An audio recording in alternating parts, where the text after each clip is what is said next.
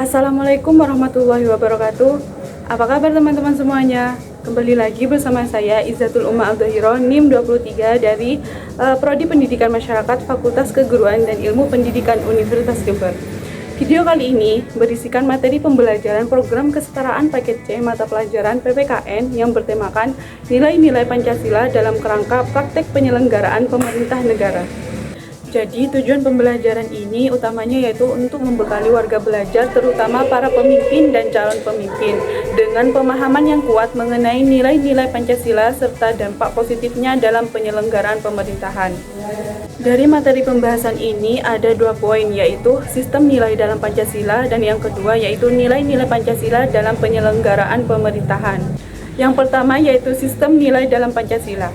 Sistem nilai adalah konsep atau gagasan yang menyeluruh mengenai sesuatu yang hidup dalam pikiran seseorang atau sebagian besar anggota masyarakat tentang apa yang dipandang baik.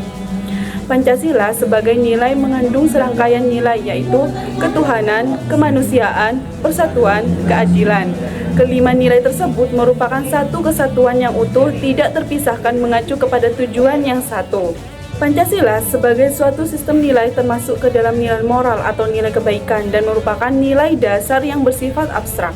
Konsep ini mencangkup apa yang dianggap baik atau benar dalam pikiran individu atau kelompok masyarakat.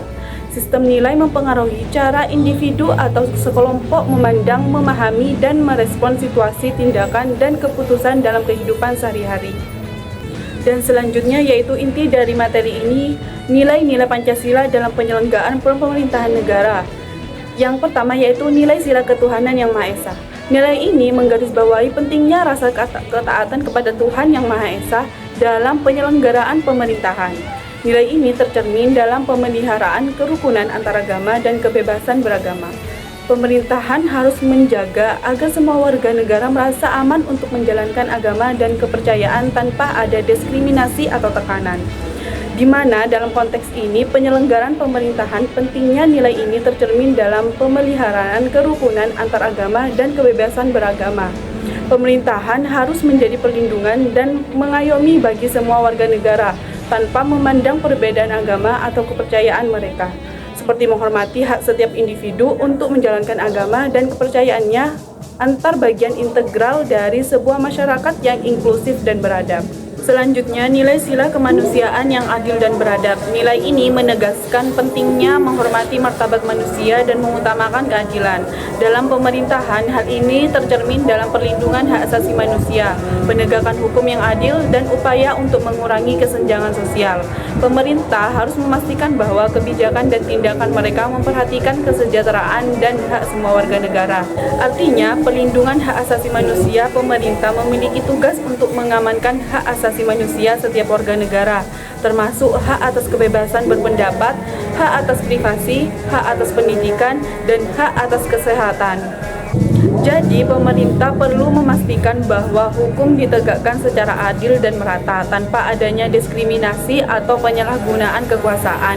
Penegakan hukum yang adil maksudnya yaitu keadilan di dalam sistem hukum, pilar utama dari sebuah negara berdaulat. Selanjutnya yaitu nilai sila persatuan Indonesia. Nilai ini menekankan pentingnya kesatuan dan persatuan bangsa Indonesia. Meskipun terdapat keragaman budaya, suku, dan agama dalam pemerintahan, nilai ini tercermin dalam upaya menjaga integritas wilayah, mengatasi potensi konflik, dan mempromosikan semangat gotong royong serta toleransi. Seperti contoh nasionalisme, di mana nasionalisme ini yaitu semangat cinta terhadap tanah air dan identitas nasional. Yang kedua yaitu cinta bangsa dan tanah air, di mana cinta terhadap bangsa dan tanah air ini melibatkan penghargaan mendalam terhadap sejarah, budaya, dan identitas nasional. Dan yang ketiga, menggalang persatuan dan kesatuan bangsa. Artinya, salah satu tugas pemerintah yaitu membangun dan memelihara persatuan nasional. Dan yang keempat, menghilangkan penonjolan kekuatan atau kekuasaan, keturunan, dan perbedaan warna kulit. Artinya, di sini semua warga negara harus diperlakukan secara adil dan setara, tanpa memandang latar belakang apapun. Selanjutnya, nilai sila kerakyatan yang dipimpin oleh hikmat kebijaksanaan dalam permusyawaratan perwakilan.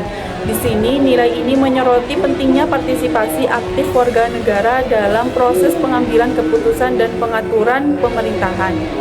Dalam pemerintah, nilai ini tercermin dalam penerapan demokrasi yang melibatkan partisipasi rakyat dalam pemilihan umum, pembuatan kebijakan, dan tindakan pemerintah yang transparan dan akuntabel. Selanjutnya, nilai sila keadilan sosial bagi seluruh rakyat Indonesia, di mana nilai ini menekankan perlunya pembagian kekayaan dan kesempatan secara adil sehingga semua warga negara dapat menikmati kesejahteraan.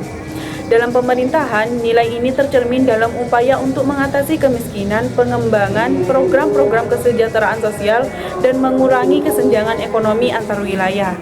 Dalam konteks ini, pemerintahan harus mempunyai nilai ini tercermin dalam beberapa cara krusial.